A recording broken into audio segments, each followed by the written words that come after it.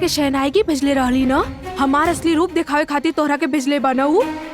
हमरा लगे काल चक्र होए के वजह से गंगा के रूप लेकर उन्हीं के बेवकूफ बना देनी हो।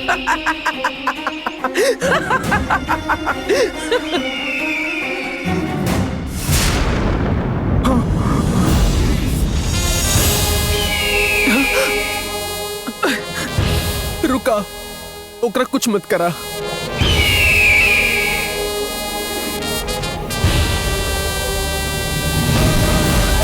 तहार सामने जौन बा वो हमार बेटी बा। काल चक्र ओकरे पास होखी ये हम सोचले भी ना रहनी। तो ओकरा के छोड़ दा और चल जा।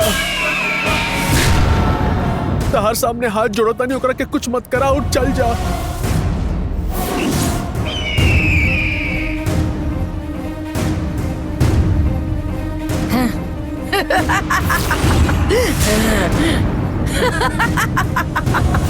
गरुड़ के वास्ते तरह हुआ ओकरा के बचा लेनी, लेकिन हमार वास्ते ओकरा के ना बचा सकेनी। काल चक्र के दूसरा लेकर गई बा। ऐसे गंगा रउआ से और हमसे झूठ बोल के हम दोनों के फंसौले बानी। इतना ही ना, हमने के पास जे दोनों काल चक्र रहल ओकरा के पावे खातिर अग्नि परीक्षा में जहरीला कील डाल के हमके मारे की कोशिश कईलस। भइल कहा है हमने ओकरा से ही पूछ ले। वैसे पहले तो जल्दबाजी में फैसला मत ला। अब के बात का फैसला लेवे के बा? जहरीला पानी गरुड़ के ऊपर छिड़क के ओके भेज ले रहनी ना। वो गरुड़ गंगा के सामने जाके खड़ा हो गई और काल चक्र भी वही के पास से बा। ऐसा नो हमने सबके दिखा देलस। फिर भी रहुआ गंगा के पक्ष में ही बोला तानी। पार्वती से अच्छा बर्ताव करके जड़ी बूटी से मारे वाली वो माधवी रहली और उससे ज्यादा गंगा नंदिनी के संगे विश्वासघात कैले बड़ी। अपन सगी बहन के संगे ऐसन के वो कैसे कर सकेले, ये हम कब्बो न सोच ले रहनी। अब बात करे से कौन फायदा नहीं थे। काल चक्र वन देवी के पास पहुँचावे के रास्ता में रुकावट डाले वाला हमार दुश्मन ही बा। ऐसे गंगा भी हमार दुश्मन बिया। अब हम ओकरा के ना छोड़ब। अब वो जहाँ खड़ी बिया वहाँ जाके हमके बाने ओकरा के दिखावतानी। नंदिनी जल्दबाजी मत करा, थोड़ा सब्र रखा। हम गंगा से बात करते हैं। रहुआ हमरा के कितना भी समझाई हम ना सुनब। हम दोनों में से केहू एक ही जिंदा रही। नंदिनी रुका, जायदा एक रखे रोका मत। रउआ के भैरव के रिश्ता नाता बाजू में रखे के चाहिए। ओके वन देवी खातिर फर्ज पूरा करे के होकी एकरा के जाए जांच पड़ताल किए बिना फैसला मत करा। रहुआ बैठी जांच पड़ताल खातिर हमरा के छोड़ दी। नंदिनी रुका, नंदिनी।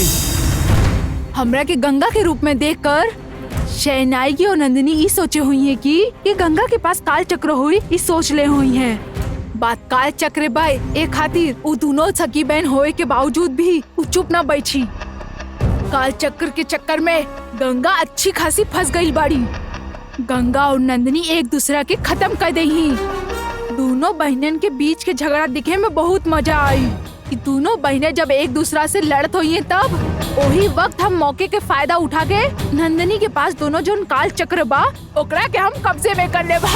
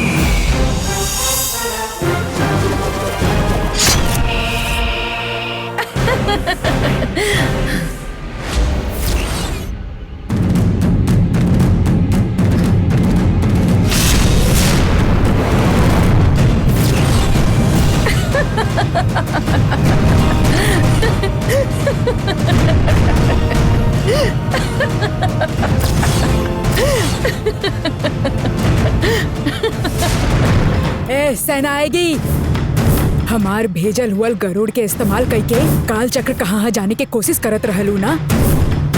अब तो हम ही गरुड़ के ही मार देनी। फिर भी काल चक्र केकरा पास है तू कबो ना जान सकेलू। बाकी तू जेकरा पावे चाहत बाड़ू ऊ तीसरा काल चक्र गंगा के पास ही है। ई बात हम अच्छा तरह से जान गए बानी। वन देवी के मंदिर में काल चक्र अगर तुमके जल्दी पहुँचाए के होता, मायावी शक्ति के बारे में जाने खातिर हमके भी काल चक्र के जरूरत था।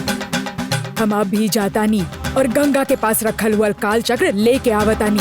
और ओकरा बाद हमरा से उ काल चक्र केहू छीन ना सकेला। वन देवी के पास भी ना पहुंचावल जा सकेला। नंदिनी के नाग शक्ति के वरदान हम खत्म कर दे और नंदिनी के बाकी लड़कियन के तरह आम लड़की बना दे।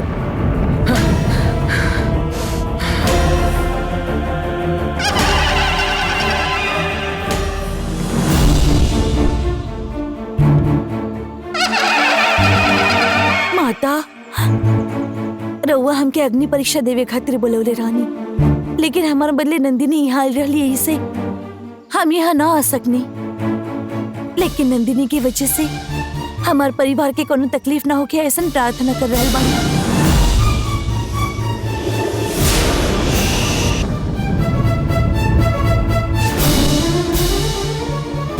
माँ बाप के किहल पाप के सजा बच्चन के भुगते के पड़ेला।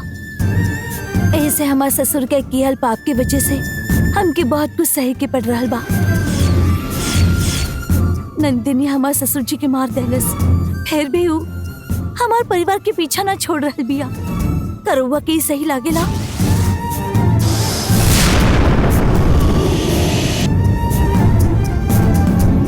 हम कैसन बानी रउआ ही जानत बानी, और हमार पति के भी स्वभाव के जाने नहीं। नंदिनी के वजह से हमारे परिवार के कोनो तकलीफ ना होखे, ऐसे रउआ नंदिनी के समझाई माते। हमार ननद मालती के अभी मंगनी भइल बा और शादी भी अच्छा से हो जाए के चाहिए। नंदिनी की वजह से मालती के कुछ ना होखे, ऐसे रउआ ओकर रक्षा करी माते।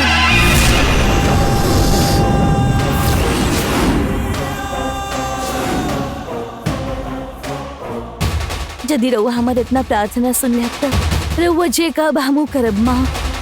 भगवान के खातिर मालती के रक्षा करी माता।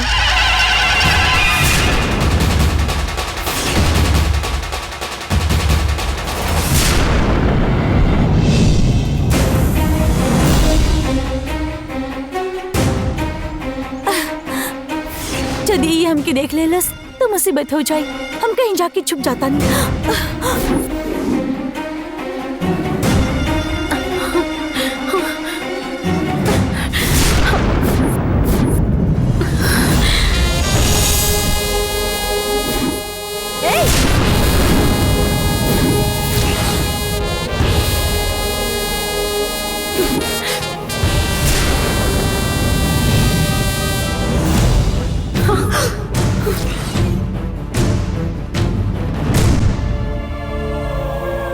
बेरहम, तोहर असली रूप देखा देहनी तो तू ही गरुड़ के जान से मार देलू। ना ना, हम गरुड़ के ना मरले बानी।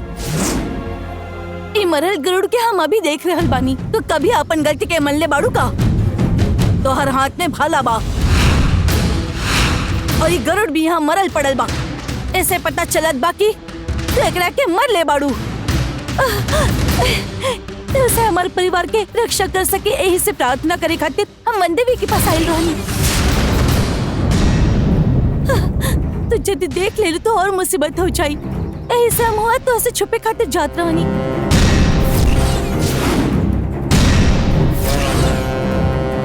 वनदेवी के मंदिर के सामने कोयला में जहरीला कील डालकर तू हमरा के मारे की कोशिश कैले बाड़ू, और यहाँ आके वनदेवी के अपन परिवार से बचावे खातिर कहबू तो वनदेवी बचाई का?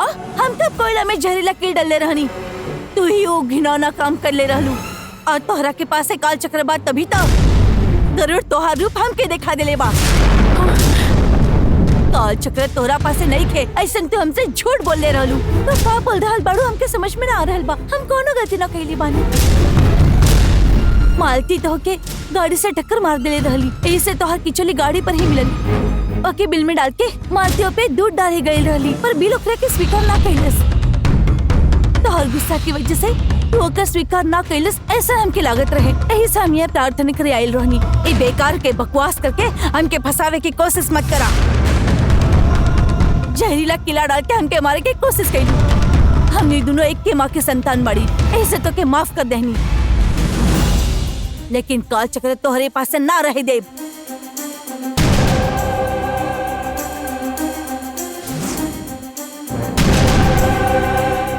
तोहर पास जे काल चक्र बा वो हमके वापस लौटावे खातिर हम तोहके समय देले रहनी, फिर भी तू अभी तक ना लौटले बाड़ू। अब हम तोहके और समय ना दे सकेनी। काल चक्र तुरंत वापस लाके दो। काल चक्र हमरा पास नहीं खे, ये हमरा पास नहीं खे, ओके कहाँ से वापस लाके दी? गंगा, एक के बाद बार बार मत बोला। वारना विशेष काल चक्र, मयूर विशेष काल चक्र हमने के पास रहते हुए भी तहार पास जौन पद्म विशेष काल चक्र बा उ हमने के पास नहीं खे। यही से हमने उ तीनों काल चक्र वन देवी के मंदिर में ना रख पावा तनी। ओहो, त दोनों काल चक्र तोहरा लगे बका। जब हमने उ तीनों काल चक्र वन देवी के पास पहुंचाई तभी वन देवी के उनकर खोयल शक्ति वापस मिल जाएगी और नंदिनी के नाग शक्ति के वरदान भी जीवित रहे। अगर तू चाहे लो कि ऐसा होके तब तारा के काल चक्र दे के होखी। अगर तू काल चक्र अपने पास रख लेबू ता वन देवी की शक्ति कभी वापस ना आई और नंदिनी भी अपन सारा शक्ति खो देई। तो ऐसा कुछ भी मत होके दा। काल चक्र दे दा। काल चक्र हमरा पास नहीं खे, हम ओ दिन कसम खा के रउआ से कहले रहनी ना। फिर भी रउआ ऐसा मांग रहल बनी जैसे हमरे पासे बा। यदि रउआ के विश्वास ना हो रहल बा तो हम वन देवी की कसम खा के कहतानी।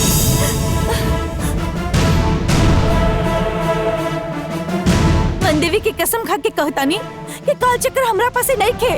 हम जे भी कहत बानी वो सच बा, सच बा, सच बा।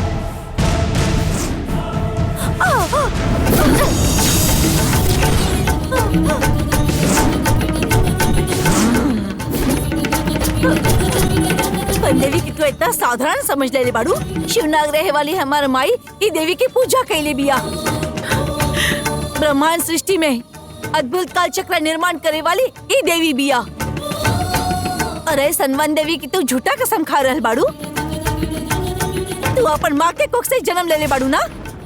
नंदिनी तू ये का बोलत बाड़ू? बोले से पहले एक बार सोचा। ए वन देवी की झूठा कसम खैले बाड़ी ई रउआ देखनी ना।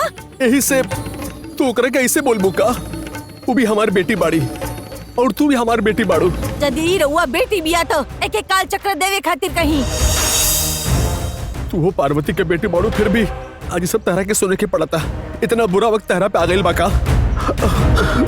वो काल चक्र मांगत बिया था, ओकरा के दे दा। हम कहत तनी यही से दे दा।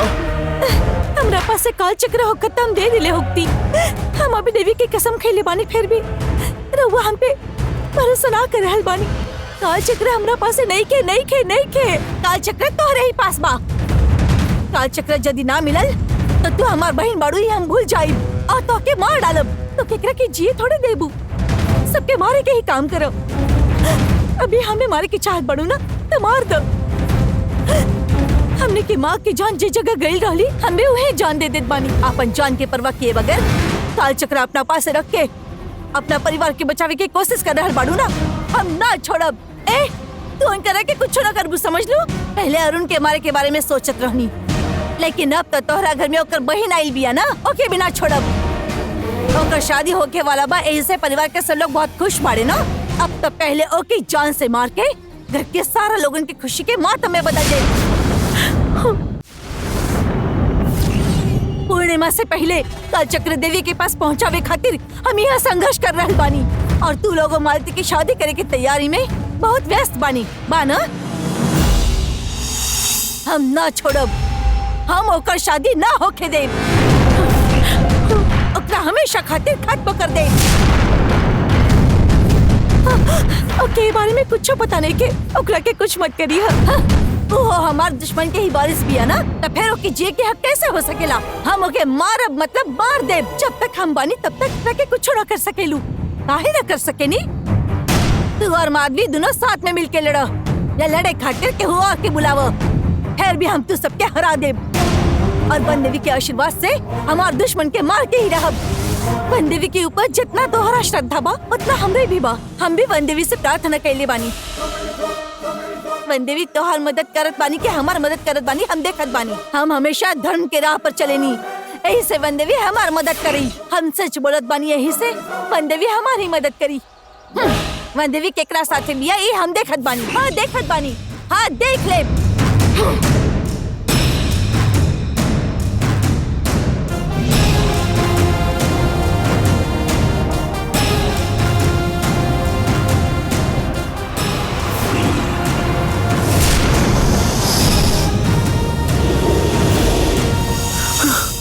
तू दोनों बहन साथ में रहे छोड़ के एक दूसरे से झगड़ा करत बाड़ो। अभी मुसीबत के तू कैसे रास्ता निकलबू? खाली काल चक्र ही नहीं, गंगा और नंदिनी भी तहरे संपत्ति बिया, और ये दोनों के अपन छाव में लेवे के ये तहरे जिम्मेदारी बा।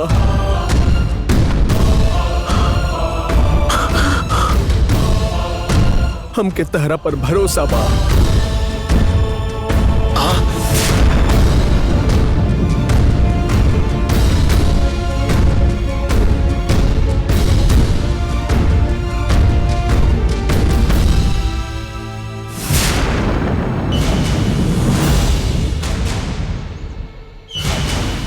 हे शहनाई, तू इतना पत्थर दिल हो के भी आखिर पिघली गईलू।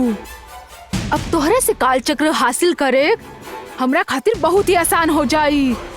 तोहारी भावना के हम कैसे फायदा उठाओ तारी तू देखू। और अब हम तोहरा घर आए वाली बानी और आकर तोहरा लगे जोन रखल काल चक्र ओकरा के ले जाई।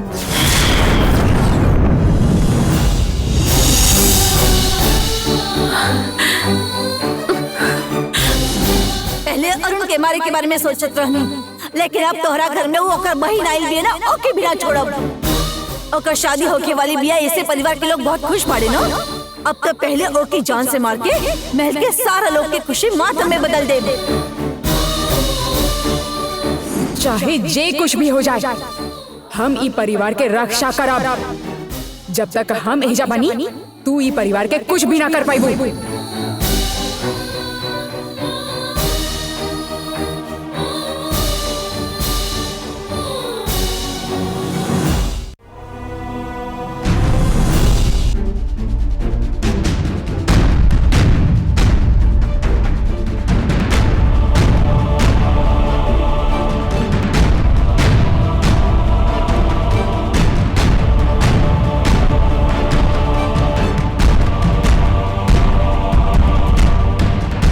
गंगा, तू इतना टेंशन में काहे लग रहल बाड़ी?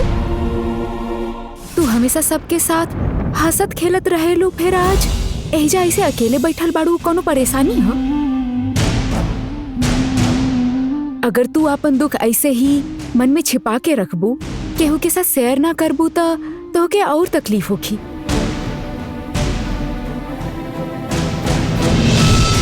हम तहार दोस्त होके के नाते ई घर में हक से रह रहल बानी। अगर तोके कोनो भी प्रॉब्लम होखे तो तू हमके बता सकेलू गंगा। मूर्ति और मालती के अभी तो मंगनी भइल ह, और अब सब लोग उनकर शादी के खुशी से तैयारी भी कर रहल बाड़े। ऐसे में तू एजा उदास होके काहे बैठल बाड़ू? ये हमके पता चले के चाहिए। बोला गंगा। मालती की शादी बिना किसी मुसीबत के हो जाए कि चाहिए, हमके बस एक ही चिंता बा। ऐसे काहे बोल रहल बाड़ू?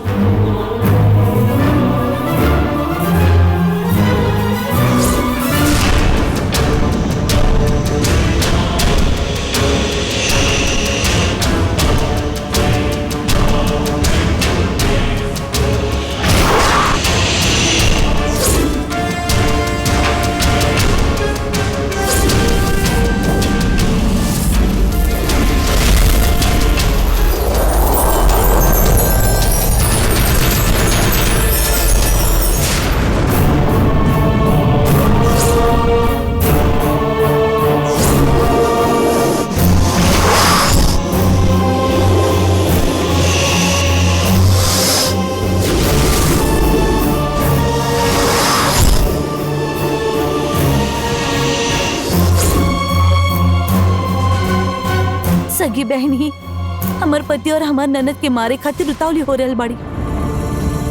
ये दोनों के हम कैसे बचाई बे, हमके समझ में ना आ रहल बा।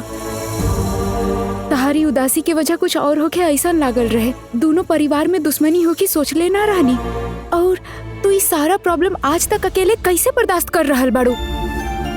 और कब तक ई सारा प्रॉब्लम अकेले सहत रहबू? क्या के कह के कुछ फायदा ना होके वाला भाई, पता होके की बात हम केहू के का बताई। नंदिनी के मन में जो बदला के आग बा, मन देवी भी होके शांत ना कर पा रहल बाड़ी। ता इस समस्या पर दूसरा कोनो का उपाय कर सकेला? का मतलब है? ई प्रॉब्लम सॉल्व ही ना करे के है? नंदिनी के गुस्सा से मालती और अरुण के कुछ भी कह के बचावे के ही होगी हमनी के। उनकरा के कैसे बचा सकेनी यही बारे में सोचत रहनी तभी हमकी जानकी दीदी की याद आई। काहे कि नंदिनी जब हमारे शरीर में रहली तब जानकी दीदी ही नंदिनी से मुकाबला कैले रहली और हमने के परिवार की रक्षा कैल रहली। लेकिन बहुत दिनन से वो घर में कहीं दिखाई न दे रहल बिया। यदि वो कहाँ बिया हमके पता हो खत्ता हम उनकरा के मुसीबत के बारे में बता सकब। लेकिन अब हमरा के का करे की चाहिए ये समझ में ना आ रहल बा। तू बिल्कुल चिंता मत कर गंगा। जानकी अगर नंदिनी के रोक सकेली तो जानकी के बुलाए खातिर हमनी जरूर कुछ रास्ता ढूंढ ले। गंगा